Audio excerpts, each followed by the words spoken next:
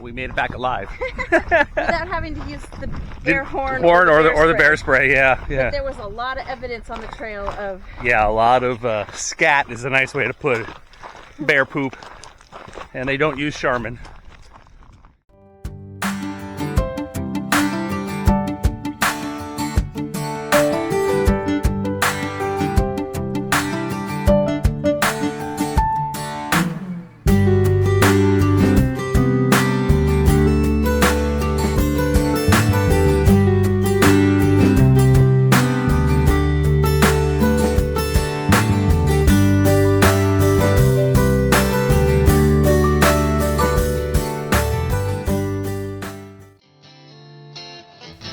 You'll remember from the last episode that we woke up in Bowie Bay to a bear having breakfast on shore. After watching for a bit, I had to go retrieve our crab pot that I had put out the night before so that we could weigh anchor and head to Lagoon Cove.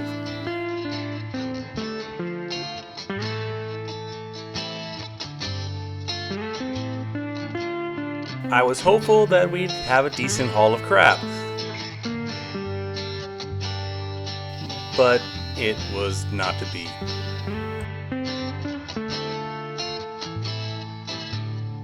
I guess I'll have to keep trying.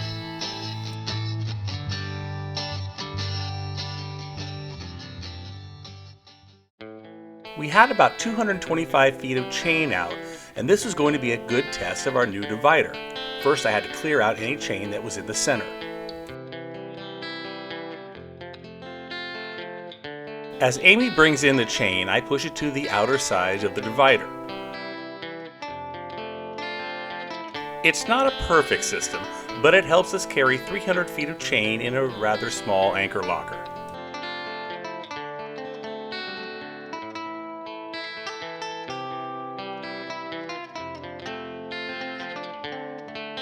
Once we have the outer sections filled, which is about 200 feet of chain, I can then go up to the controls.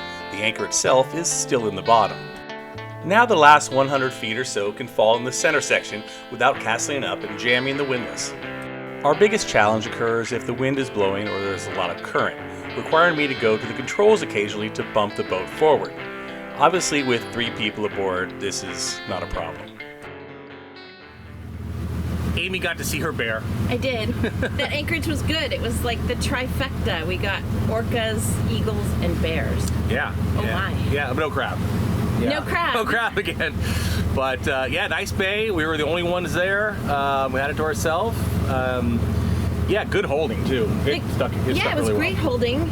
I was nervous when we first came in because I wanted to be in slightly more shallow water, but you don't want to be. Actually, I would use those. I feel like those crab pots are there not as or not pots. Those buoys, yeah, buoys are there not as crab pots, but as sort of a marker of. Yeah. So if they're still there and you come up here, you stay outside of those. We were in 40 to 50 feet depending on the tide. Which was fine. I'm just not used to that because last year we didn't have that much chain. So. Yeah, and we put 225. We didn't have to go all 5 to 1. It stuck hard. I pulled on it, both engines for a while, and we went nowhere. Yeah, anyway, so really good. So beautiful anchorage. Yeah, great spot. Little place to tuck in. And we're off to Lagoon Cove. We got a reservation there, so we'll be on the dock. We'll be enjoying some the happy hour shrimp tonight, or whatever, prawns. Prawns, yeah. And making some sourdough for the. Hopefully comes out well for the our share of the potluck. Yeah. So it's cloudy, a little breezy. The air's not cold. At least not right now. Yeah. And we don't have a long run, so. Yeah, off we go.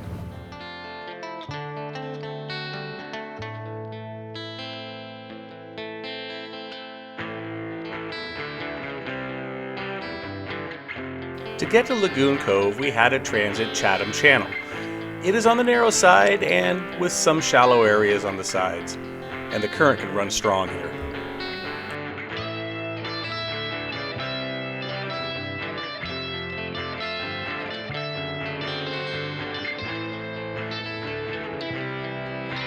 Do note that there are range markers to keep you in the center of the channel.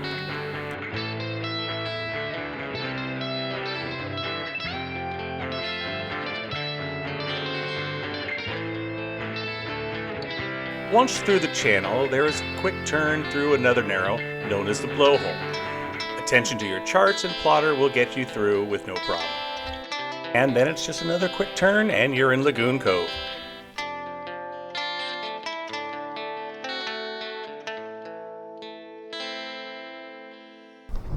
We've got a really nice network of trails here, and we did one out to the Blowhole last year, and we're going to go try a different one and check it out. It's a beautiful area.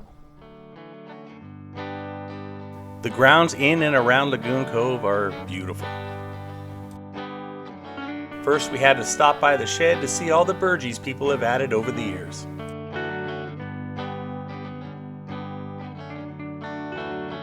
And of course, some of the old equipment and other novelties on display outside the shed.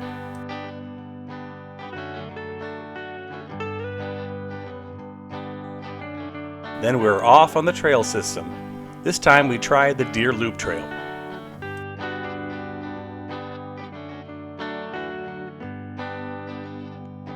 It was a beautiful trail with some steep sections, but it wasn't a very long trail, enough to stretch our legs after being stuck on the boat the day before.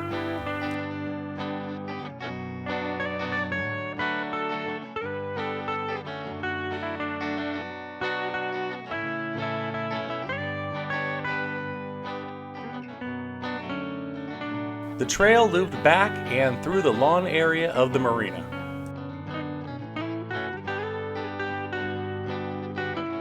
One thing to note when you're at Lagoon Cove and many of the other marinas in the islands is that the power is produced by generators right on site. And the water is collected and stored on site also. Something to keep in mind when you pay your moorage. It takes a lot to keep these places going.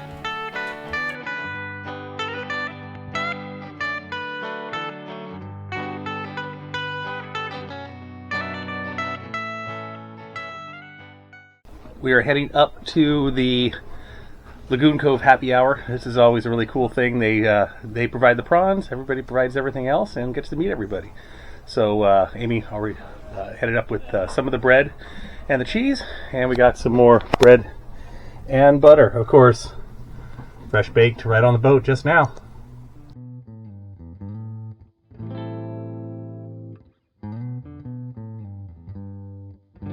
The Lagoon Cove Happy Hour is rightfully famous.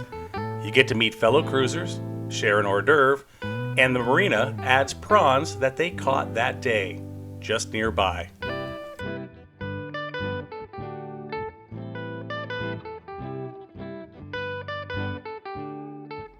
The happy hour tradition here, it's really great. Again, you get to meet other people. The food tonight was fantastic. There wasn't one thing on there that wasn't excellent. So we were going to come up for the drinks and hors d'oeuvres and make dinner. We're stuffed. There was so much good food. And you meet other people, and you're going to meet them again. The one thing about the cruising community and the area up here is you'll cross paths, whether it be this year or next year, or in a couple days. And sometimes just being out there and seeing a boat, and calling over and saying hi, it's really great. Everybody's so friendly, and so we're just out for Bailey's potty walk before bedtime.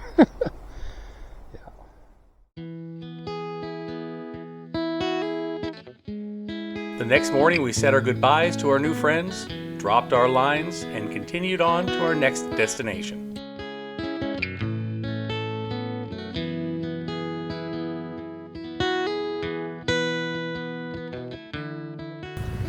It was a great stay at Lagoon Cove. Yeah, I like what they have going on here, where they bring everyone up to the top with the lure of prawns, yeah. And then fresh prawns, and then all the boats bring something up, and the food is great, but it's not food. Food was great last time. Food was really good this time. Yeah, I mean, it's amazing what boaters can pull together with what's in their pantry. Like incredible sourdough. Yeah, amazing. but the point I was starting to make was that it's the people that you get to sit and chat with, and yeah, it brings everybody up there together, and then you get to meet everybody, and it's a really good Talk time. boats. Yeah. Where you're gonna go, where you've been, and share notes even about places. Yeah.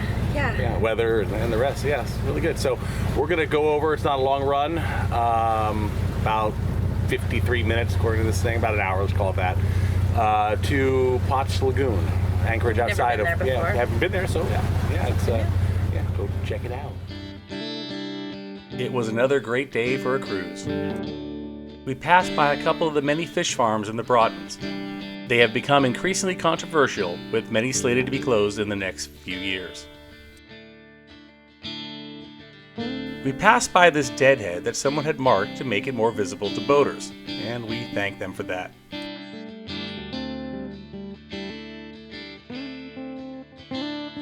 After a short and easy run, we were at the entrance to the anchorages outside Pott's Lagoon. There are two anchorages in the area. The main one is known as Pott's Lagoon and is right outside the entrance to the lagoon itself, and the other is just outside and to the northeast and is known as, fittingly, the Northeast Pott's Lagoon Anchorage. We found a good spot in the main anchorage.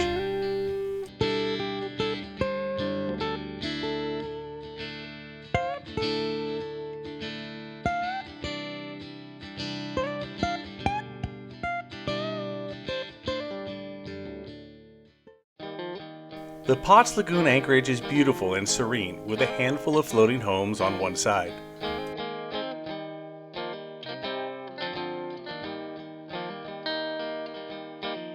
Once the dinghy was in the water, I had to go look at the lagoon entrance. The water was ebbing and it was not passable at the moment, but we will soon get our chance. We're having pizza again. Look, we're having pizza again. Yeah, so we made, I started to make it a couple days ago, because we were going to have it last night after the happy hour hors d'oeuvres, but the happy hour hors d'oeuvres were too good and too many, so that was a dinner. So I baked them off and then put them in the refrigerator. Old school bobolink. The old school bobolink you should buy in the store, and we got two pizzas. One's in the oven right now, and I'm gonna say that for next year we need a pizza cutter. Pizza cutter, yeah. And we need one of those fancy pizza ovens. Yeah, we have space for that, sure. We made space for a mixer. Yeah. We are off to check out the lagoon. Yeah, high tide.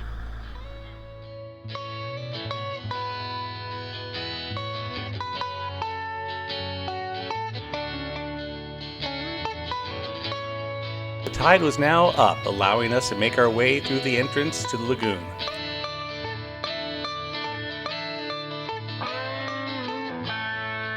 We were going in at the optimal time. The water was up, but still flowing in, and we got a nice push.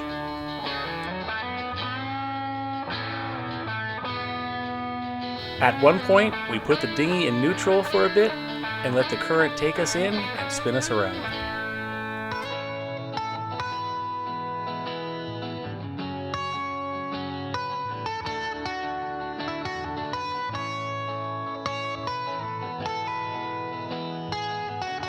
Once inside the lagoon, it goes back quite a ways, but it is uncharted, so keep an eye out for rocks and shallow spots.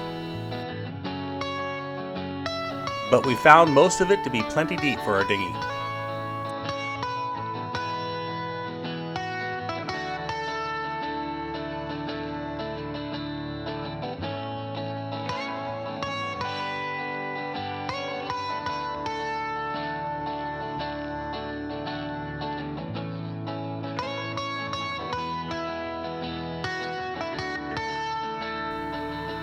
After we had our fill of exploring, we made our way back out.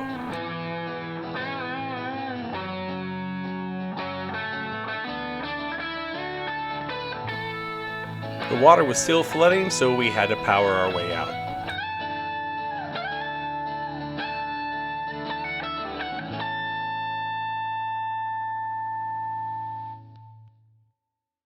The Pott's Lagoon area is known for good crabbing, and I was off to check the trap, after first checking out the lagoon entrance now that the tide has fallen.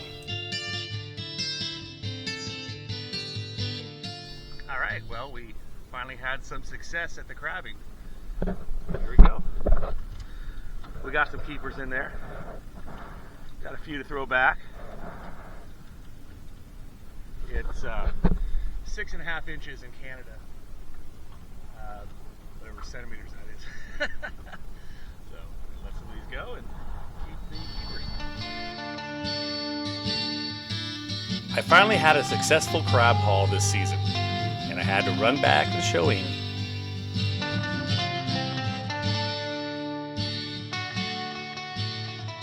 Okay, Mike went to check on the crab trap again. You think we're gonna be disappointed again? Let's go find out. How was it? Right there. You got crab. Got some keepers. Some I got to toss, Okay. but at least one. Yeah, I see one of those is small. Yeah, one. A couple of those are small.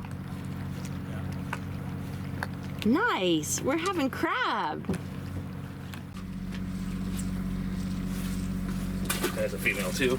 That one's definitely small. So Mike, how can you tell the difference between a female and a male in crabs?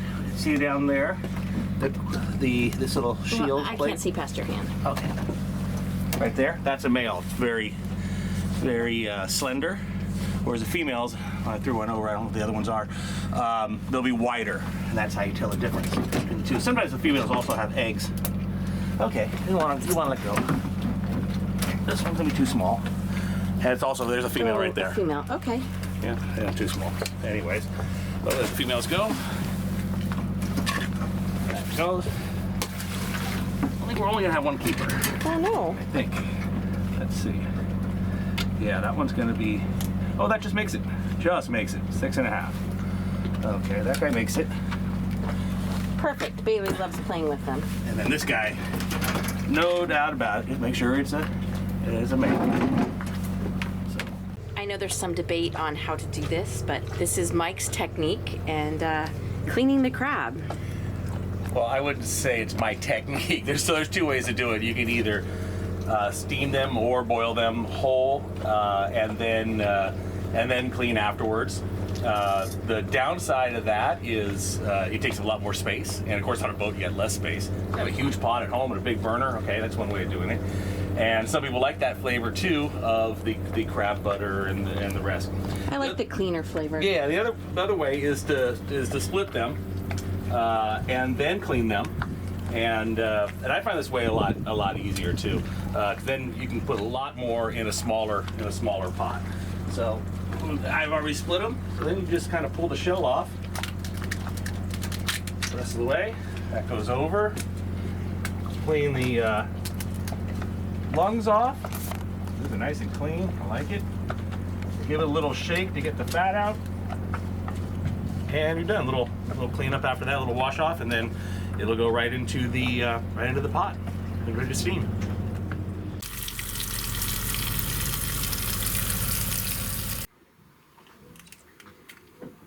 It's a little bit on the light side. Yeah, the meat hasn't filled in, at least on that one. Yeah, I can try one of the others. Amy's breaking out the champagne to go with the crab. Yes. Too bad you don't like champagne and this is all for me. You don't like crab either, so Yeah. enjoy your stir fry and Stir fry and sadness. my beer, my Red Truck beer, amber ale.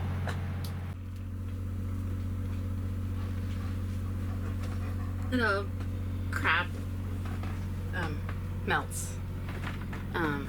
It's just like the fresh crab, cream cheese, some green onions, some chives, some spices, and I topped it with Havarti because that's what we had. I know some people say you don't put cheese and seafood together, but I think it's good. So, and then I sprinkled paprika on top because when my grandma was making deviled eggs, when she wanted to make them fancy, she'd put paprika on top. So it's fancy now. So there we go. I'll try it. Oh, hot. It's good. I need I need to be more descriptive.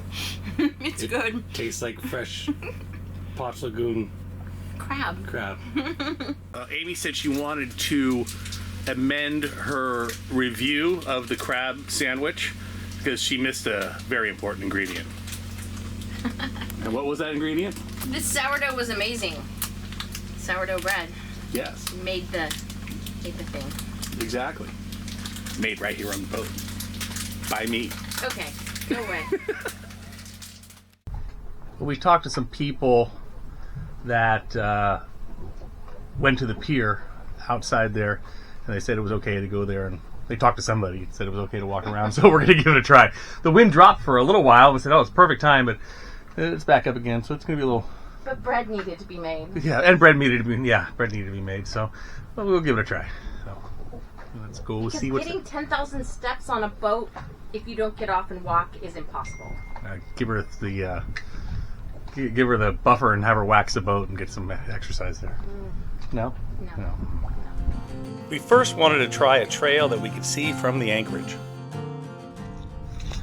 We found a little footpath through here, and I think it's going to come up to a logging road somewhere up here, and hopefully find our way back. And don't meet any bears along the way.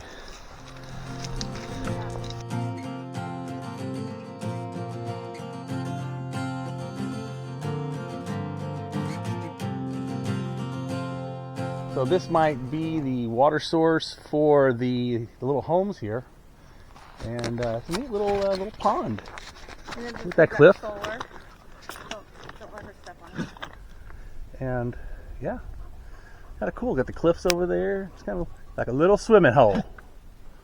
Except I'm sure they prefer Yeah, don't swim in it. Yeah, it's gonna probably go this way. I mean, it definitely was a road at one point, but nothing's come through here in a long time. So we went just past the the water place for the water reservoir, I guess you say, for the homes. And one of the things we did find said that after there, it's pretty much overgrown. You could trudge your way through here. It's not terrible. You don't need a machete, but I think we're going to head back. So we walked back to the dinghy and headed out to the old logging dock outside the anchorage.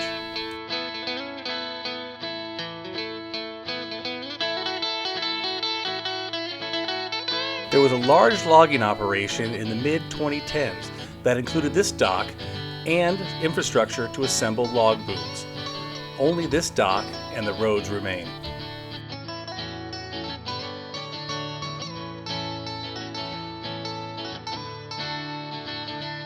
So we headed down the road to get some exercise. It feels weird. Like, normally we're walking to something like the big tree, or a waterfall, or the overlook. Or a loop, even. Or a loop, right? But we're just walking down a logging road, and we don't know where it goes, or if we'll come home. We saw this speed limit sign that included a sign noting that the area is an archaeological site. We made it back without encountering any bears, though we did see a lot of fresh evidence, if you know what I mean.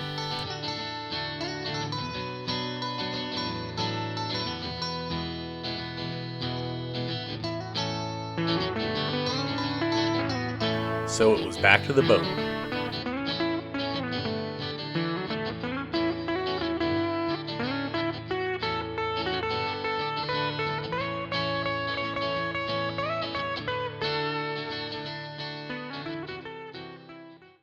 I think one of the main reasons we do this channel is to meet people, but I don't think we ever expected this. Tell me who you're chatting with right now, Mike. So on the new tender, we have a Garmin, a little 5-inch display, and ever since I put the Canada map in, it takes a long time to get the satellites, like up to 10 minutes. So I'm chatting on the chat thing with tech support, and the lady on here, we're talking for a little bit, and she goes, "Do you have a YouTube channel?" And I'm like, "Okay, that's interesting." And a dog and a wife named Amy, and she's in Kansas. Give her a shout out, Mike. Yeah, hey Melissa, thanks for your help. Nice. we were watching TV and then we just heard this funny noise. And it's raining. I don't think It's not gonna go over the camera. we weren't expecting it, but yeah, so we just ran outside to make sure that the decks were clear, but I mean, look, there's still like Yeah, so some clear sky. oh, short-lived maybe. Yeah, localized. Join us in our next episode when we leave Pott's Lagoon and navigate through the well-named Beware Passage and anchor in the Goat Island anchorage on Crease Island.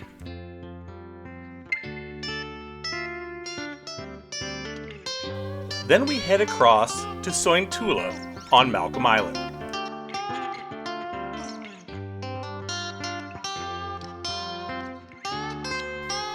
We walk into town to check it out, and we go to the Sointula Museum, where we learn about the history of the town and the Finnish immigrants that settled there and their way of life on the island.